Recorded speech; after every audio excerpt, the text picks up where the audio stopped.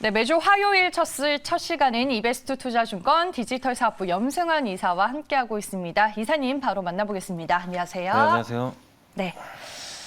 러시아의 디폴트설이 시장에서 어제부터 좀 얘기가 많이 나오더라고요. 증권가에서 분석도 좀 많이 되던데 이 부분부터 좀 짚어보고 시작을 하겠습니다. 실현 가능성이 낮다라고 봐야 하는 건지 시장에 미칠 영향은 어떻게 보세요? 이게 뭐 당시랑 많이 네. 좀 비교들을 하시더라고요. 그러니까 1998년도 이제 모라토리엄 있죠. 러시아 그때 이제 당시 이제 러시아가 부도 사태가 좀 났을 때랑 좀 많이 이제 비교들을 하는데 뭐 그때 당시에 비해서 당시에 이제 러시아 같은 경우는 돈이 없었다고 하더라고요. 이제 거의 이제 국고가 바닥이 나 있는 상태였고 지금은 이제 러시아가 워낙 뭐 지금 국제 유가라든가 천연가스 가격이 좀 워낙 오르다 보니까 외환보유고는 충분한 상태입니다. 그래서 그때와 좀 직접적인 비교는 좀 어려울 것 같고 또 러시아 재정도 지금 뭐 전쟁 때문에 약간 뭐 당연히 자금은 뭐 고갈이 되겠지만 조금씩은 그래도 아직까지 재정에 큰 문제는 없다라고 좀 보여지고 있고 그다음에 우리나라도 지금 뭐 여러 가지 뭐 이렇게 자료들이 뭐 이렇게 계속 나오는데 한국의 은행들 같은 경우는 그렇게 또 러시아 이렇게 비중이 높진 않다라고 합니다. 이게 많이 또 줄여놔가지고 뭐 미국도 마찬가지인 것 같고 다만 지금 이제 이탈리아라든가 프랑스 은행 같은 경우는 좀 러시아 노출도가 좀 상대적으로 좀 크다고 합니다. 그래서 만약에 러시아가 국가부도 상태, 그러니까 내일 아마 좀 이제 이자를 좀 내야 되는 네. 걸로 알고 있는데 뭐 물론 이제 이자 내고 나서 뭐 그러니까 내일 뭐 바로 그냥 부도가 나는 건 아니고요. 한 달 정도 또 유예 기간을 준다고 하더라고요. 그래서 이제 최종적으로 만약에 이자를 지급해야 되는 날짜는 4월 15일 날이 만기다. 라고 좀 보시면 좋겠는데 만약에 이제 이게 진짜 러시아가 부도가 난다면 유럽 은행에 좀 약간 타격이 좀 일부 있을 수는 있어요. 근데 이제 이 유럽이 또 영향을 받으면 이게 또 다른 쪽으로도 또 연쇄 효과가 생길 수도 분명히 있기 때문에 계속해서 유럽 쪽을 우리가 좀 주시를 해야 될 것 같습니다. 그래서 전체적인 그림에서는 뭐 당시처럼 큰 파괴 효과가 생기지는 않겠지만 이게 사태가 또 너무 장기화된다라면은 증시에 당연히 또 이 피로감을 줄 수 있고 또 이런 것들이 또 경기에 또 부정적으로 작용할 수 있는 거잖아요. 그래서 좀 사태가 장기화될지 아니면 그냥 단기적으로 뭐 부도가 나더라도 그냥 단발성으로 끝난다면은 이게 또 리스크가 없을 수가 있거든요. 그리고 이 중국의 예전에 그 헝다 사태도 사실 비슷했잖아요. 네. 뭐 부도 나면 뭐 정말 뭐 엄청난 이제 경제적 재앙이 좀 올 거라는 얘기들 많았는데 사실상 뭐 지금 이 헝다 리스크는 이제 아무도 얘기를 꺼내지는 않거든요. 그래서 러시아 문제도 좀 시장이 충분히 좀 어느 정도 반영은 됐기 때문에 예, 뭐 이렇게 부도가 지금 뭐 당장 날 건 아닌 것 같긴 하지만 나더라도 영향은 좀 제한적이지 않을까라고 예상은 하고 있습니다. 러시아의 디폴트보다는 이 사태가 장기화되면서 시장이 받게 되는 영향과 타격이 네. 더 중요하다라고 말씀을 해주시는 거군요. 알겠습니다. 그리고 이번 주에는 또 3월 FOMC가 있습니다. 최근에 이제 러시아와 우크라이나 사태로 미 연준이 25bp 정도 기준금리를 인상한다라고 밝히기는 했었는데 오늘 이제 보니까 미국의 10년물 채권 금리가 좀 강하게 상승세를 보이더라고요. 네. 시장에 이제 다시 또 반영이 되고 있는 건지. 그러니까 금리 인상 이제 가능성이 굉장히 좀 높아져 버렸잖아요. 네. 그래서 지금 0.25% 정도는 인상을 하는 건 뭐 거의 기정사실이고 사실 그 인상보다 중요한 게 이제 파웰 의장이 무슨 얘기를 할지 모르겠어요. 그러니까 파웰 의장도 지금 물가를 잡는 게 지금 우선순위인데 지금 시장에서는 물가가 우선이냐 아니다. 이거 뭐 물가 잡으려다가 뭐 이게 그 지금 경기까지 또 잡아버리면 굉장히 또 악영향을 줄 수가 있다 보니까 물가냐 경기냐 이거 선택을 해야 되는데 지금 사실은 선택하기가 너무 어려운 상황이죠. 연준 의장도 답을 알 수가 없어요. 이걸 물가를 잡으려고 물가 올렸다가 나중에 진짜 스태그플레이션 오면은 욕이란 욕은 또 다 먹을 수가 있거든요. 나중에 이게 역사의 기록에 더 남잖아요.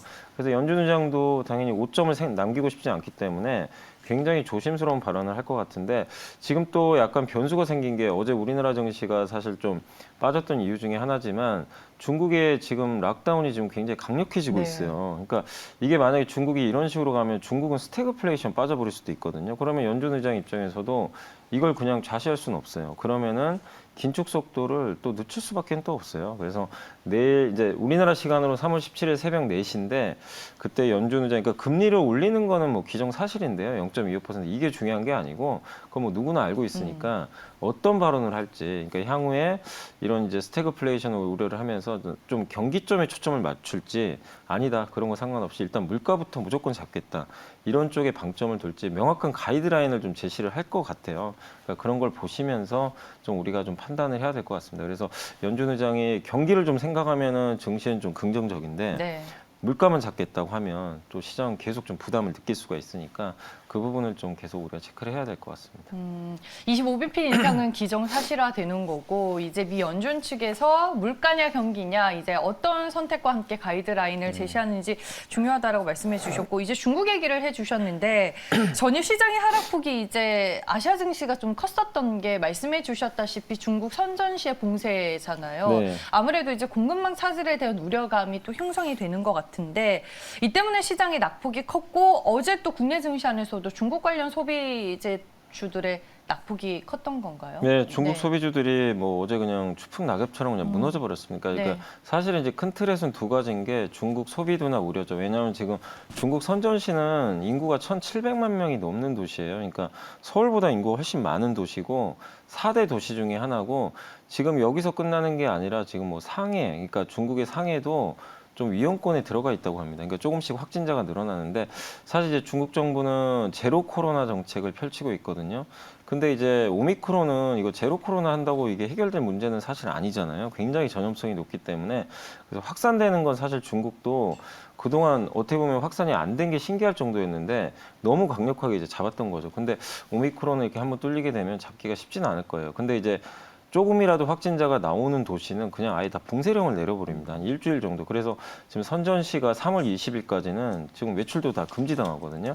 근데 여기에 문제가 IT 공장들이 좀 많이 있어요. 특히 이제 애플 네. 예, 제조 공장이죠. 폭스콘 공장이 또 여기 있다 보니까 그래서 오늘 새벽에 끝난 미국 증시에서 애플 주가가 또 급락을 했잖아요. 뭐 퀄컴도 마찬가지고 이게 글로벌 지금 가뜩이나 공급망 이슈가 아직도 큰 상황인데 이게 엎친 데 또 덮친 격이 나온 거죠. 그러다 보니까 어제 우리나라 또 IT 기업들도 같이 지금 무너져 버렸고 중국 외출을 못하면 당연히 이런 큰 도시들이 이러다 진짜 베이징까지 이러면 어떡할까 이 우려감 때문에 중국 소비주가 급락을 하고 또 한 가지가 이제 그 윤석열 이제 당선인 같은 경우는 이제 사드 추가 배치 얘기를 또 꺼냈기 때문에 이렇게 되면 또 중국과의 또 약간 관계 악화 이런 이제 우려감 그러면 또 한한령이 또 시작되는 거 아니냐 이런 이제 우려감이 나오면서 중국 소비주가 또 그런 부분에 있어서 이거 아직 뭐 확정된 건 아닌데 사람들이 또 약간 이제 불안해하는 거죠. 그 중국 소비주에 대해서는. 그래서 주가가 또 중국 소비주가 이 두 가지 요인 때문에 같이 맞물려 가지고 이렇게 폭락을 했던 것 같습니다. 아무튼 지금 좋은 뉴스가 못 나오고 중국 쪽에서 자꾸 좀 안 좋은 이런 뉴스들이 좀 나오다 보니까 투자 심리가 좀 극도로 좀 얼어붙는 그런 지금 상황이 계속 이어지고 있는 것 같습니다. 지금 많이 빠진 게 화장품주, 여기 이제 FNF면은 뭐 아무래도 1분기 면세 사업 쪽도 많이 부진하지 않겠느냐 이런 분석들이 나오는 것 같더라고요. 이런 식으로 이제 각국이 또 다시 진행이 되면은 네. 좀 이쪽 섹터는 많이 힘들까요? 그러니까 중국 뭐 네. 특히 뭐 사드 리스크도 뭐 2017년부터 시작이 됐잖아요. 네. 근데 이제 그럼에도 불구하고 사실 LG 생활건강이 후라는 브랜드하고 그다음에 FNF, MLB는 사실 그냥 전혀 상관없이 계속 성장을 했어요, 사실은. 근데 이제 지금 중국 소비가 만약에 락다운 때문에 이렇게 악화된 상태에서 이런 것들이 진행되면은 아, 이번에 좀 데미지를 입지 않을까. 또 그리고 FNF는 주가가 워낙 많이 올랐었잖아요. 그러다 보니까 사람들이 이렇게 오른 자리에서 이런 좀 불편한 이슈가 나오니까 일단 팔고 보자. 이런 심리가 좀 강했던 것 같아요. 근데 워낙 브랜드력이 저는 좋은 기업들이라서 중국 소비의 문제만 없다면 저는 좀 회복될 수 있다고 보고 있기 때문에 지금 뭐 어떻게 될지 모르겠습니다. 단기적으로는 중장기적으로는 큰 영향은 없지 않을까 저는 좀 개인적으로 그렇게 보고 있습니다. 네, 알겠습니다. 다음은 이제 2차 전지 쪽도 점검을 해보겠습니다. 최근에 이제 호재와 악재가 공존하는 것 같더라고요. 미국의 연비 규제 강화는 모멘텀인데 최근에 뭐 니켈 가격이 또 급등하면서 네. 원가 부담에 대한 우려감이 존재를 했고 LG 에너지 솔루션의 공매도까지 더해지면서 악재들이 또 덜어 있는데 2차 전지는 우리가 이 성장과 노이즈 사이에서 어떤 관점으로 또 봐야 될까요? 이 굉장히 좀 어려운 네. 좀 섹터가 돼버렸어요. 정말 작년에 2차전지 소재는 그래도 너무나 잘 달렸고 네. 주도주였는데 올해 들어와서 물론 이제 일부 기업에 좀 불미스러운 일도 좀 있었지만 펀더멘탈 상으로는 크게 문제될 건 없었는데 이제 니켈 가격이 좀 갑자기 좀 급등을 하면서 이 모든 게 시작이 됐죠. 니켈이 이제 우리나라 같은 NCM 배터리 양극재 들어가는 이제 니켈 비중이 워낙 높은 배터리를 생산하다 보니까 이게 오르는데 이거 가격 전가할 수 있겠느냐 이런 상황에서 거기다가 지금 이렇게 뭐 전쟁 나고 중국에 또 락다운 들어가면 소비도 줄 텐데 이게 과연 전기차도 잘 팔릴까?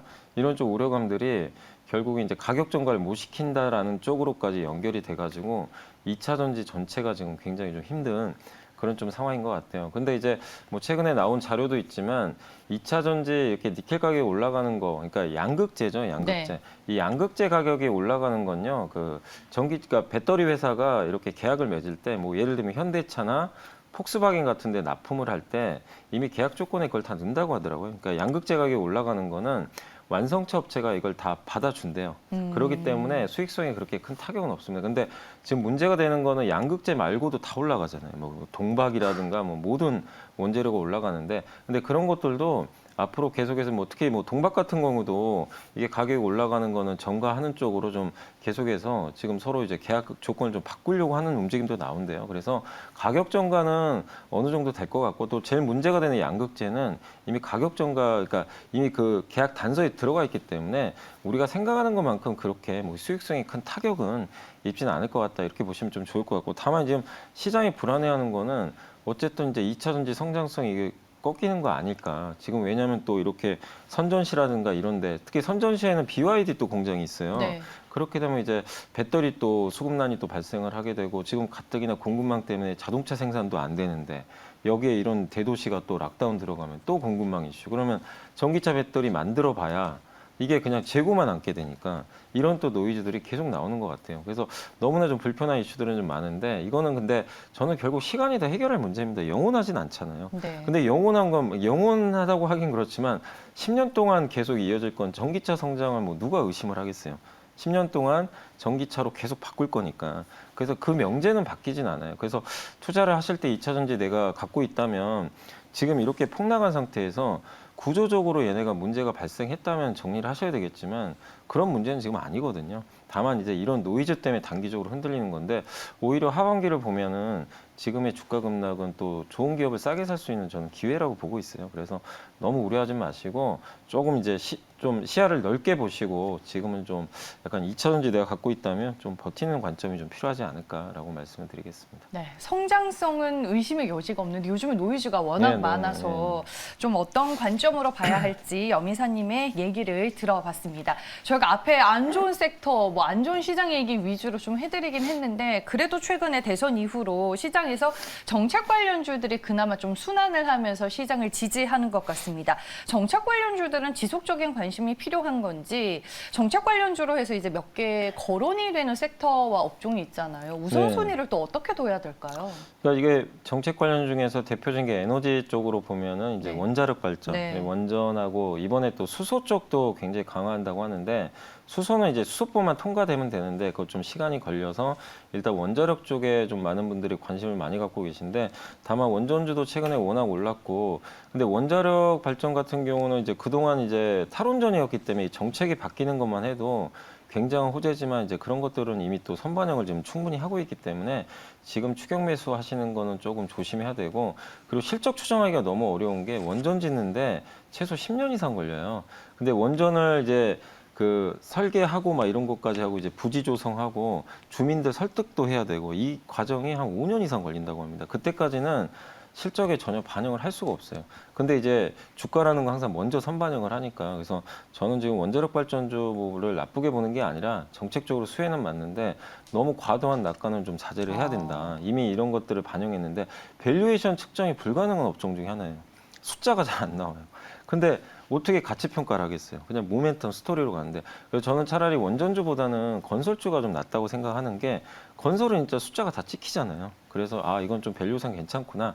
아직도 찾아보면 저평가된 건설주도 많이 있거든요. 그래서 차라리 좀 정책 수혜주로 본다면은 어차피 이제 공급 확대되니까 그런 면에서는 좀 건설주가 더 낫지 않을까 이렇게 보고 있고, 그다음에 지주회사도 어쨌든 이제 모회사 주주들이 좀 피해를 많이 보고 있잖아요. 사실은 이제 물적 분할 이슈 때문에. 그래서 지주회사도 많이 할인을 받고 있는데, 이런 것들을 많이 이제 보상해주는 정책들이 좀 나온다고 하니까, 근데 지주회사도 우리가 측정이 딱 가능하잖아요. 밸류에이션. 그래서 네. 정책주 중에서는 우리가 숫자로 딱 평가할 수 있는 그런 기업들 위주로 보되, 다만 이런 기업들도 최근에 좀 올랐으니까 추격은 절대 하지 마시고, 왜냐하면 모두가 다 좋다고 생각하면 사실 기대 수익률은 높을 수가 없어요.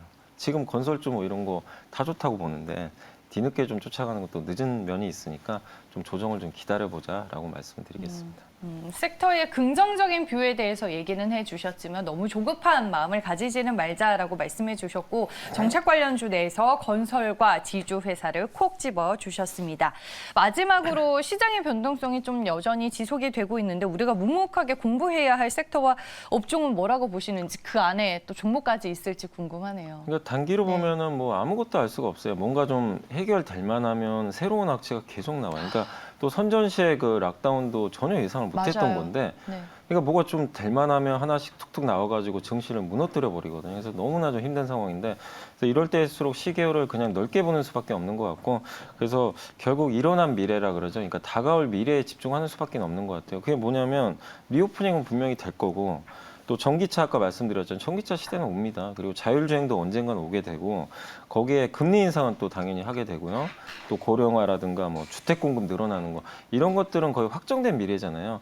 이런 산업들 중에서 내가 좀 좋은 기업들 선별하면 그러니까 지금 어려운 장이지만 앞으로가 좋아질 산업들 잘 선별하셔서 투자하시면 좋겠고 그 이번에 4분기 실적 발표한 거 보니까 좋은 중소형주들 되게 많아요. 실적도 괜찮고 네. 그런 기업들 중에서는 또 리오프닝 관련해서 그 결제 회사죠. 신용카드 벤, 그 나이스 정보통신이라든가 그다음에 지금 미국 같은 경우도 카지노가 이제 본격적으로 오픈을 하고 있잖아요. 근데 코텍같이 그 카지노 모니터 납품한 회사들이 되게 안 좋았는데 이쪽이 요즘에 굉장히 이제 올해부터 좀 실적이 크게 개선될 가능성이 높아질 것 같아요.